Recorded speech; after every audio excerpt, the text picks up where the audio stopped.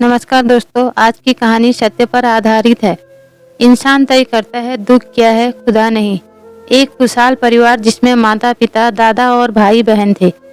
उन्हें अपनी खुशियों पर नाज था। एक दिन ऐसा आया जब पिता ने साथ छोड़ दिया। अपने बेटे के चले जाने से दादाजी को बेहद अफसोस था, पर उन्होंने अपनी बहू और पोते और पोती के भविष्य को पहला स्थान दिया और अपने गमों को छोड़कर नई राह पर चलने का जज्बा अपने घर वालों को दिया।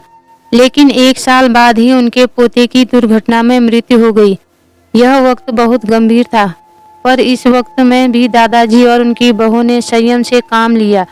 घर की बेटी की ओर ध्यान देते हुए आगे बढ़े। समय के साथ ढलती उम्र के कारण दादाजी ने भी विदा ले ली। अब घर में बस माँ और अब बेटी बड़ी हो रही है, जिसके जीवन के अहम फैसले उसके सामने हैं, पर मन में उदासी और बेचैनी है। महज 14 वर्ष की आयु में पिता और फिर भाई को खो देने की तकलीफ है, पर हमेशा अपनी माँ की सीख पर जीवन में आगे बढ़ती रही। हमेशा एक हंसता हुआ चेहरा लिए उनसे अपने जीवन को गले लगा रखा था। एक दिन अकेलेपन के बांध टूट गए और उसने भरी हुई आंखों से अपनी माँ से पूछा, माँ, आप हमेशा कहती हो कि हमारी जिंदगी बहुत अच्छी है, दुनिया में बहुत तकलीफें हैं, पर हमारे साथ खुदा है। लेकिन मुझे तो यह नहीं लगता। एक एक करके सब चले गए, आज केवल उनकी यादें हैं। तब माँ ने उसे जवाब दिया, बेटा, मैं मानती हूँ तूने बहुत कम उम्र में अपने पिता और भाई को खो दिया। तुझे उनकी कमी महसूस होती है, पर बेटा, तेरे पिता ने इस तरह की व्यवस्था की थी कि हमें कभी किसी के आगे हाथ नहीं फैलाना पड़ा।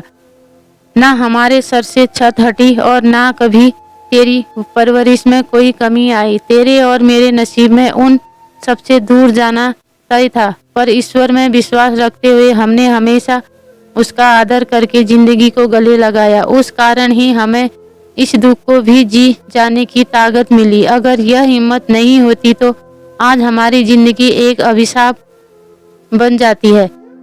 मोरल ऑफ द स्टोरी, खुशी और गम एक ही सिक्के के 2 पहलू हैं और हर एक पहलू जिंदगी में दस्तक देता है। बस व्यक्ति को गम को बड़ा नहीं बल्कि छोटा करके देखना चाहिए। अक्सर ही मनुष्य यह सोचता है कि दूसरों के पास कितना पैसा है, खुशियां हैं, मेरे पास कुछ नहीं। ऐसी सोच हमेशा तकलीफ को बढ़ाती है और कामयाबी से दूर ले जाती है।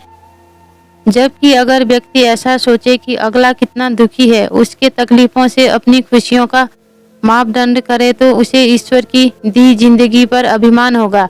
इंसान तय करता है दुख क्या है, खुदा नहीं। आपको कैसी लगी यह कहानी? कमेंट करके जरूर बताइए। अच्छी लगी तो लाइक कीजिए, शेयर कीजिए, कमेंट कीजिए और मेरे चैनल को सब्सक्राइब कीजिए। पूरी कहानी सुनने के लिए आपका बहुत बहुत धन्यवाद।